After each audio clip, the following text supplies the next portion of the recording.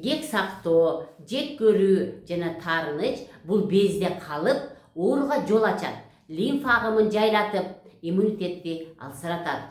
Ачуулуу адамдын боорунун иштеши бузулуп, организмдин тең салмагын жок кылат. Жутулган ачуу, ичиңе катылган ачуу өткө турукташат, өт суюктугуна токтоп, ташка айланышы мүмкүн. Мактанчаактык калкан безге басым кылат. Өзүн башкалардан жогору коюу гормоналдык тең салмакты бузат.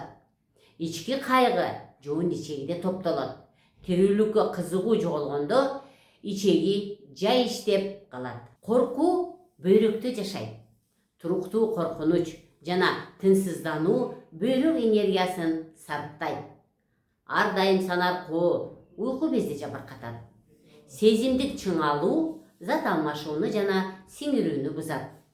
Капа болуп жүрүү, кубанычсыз болуп жүрүү, жүрөккө күч келип, ичегиге нур, жылуулук чачпай калат. Паникалык атака бул уйку без менен бөйрөктүн функциясын начарлап, жоон ичегиге күч келет. Стресс менен коркуунун тиреши денеде тездик менен чагылат.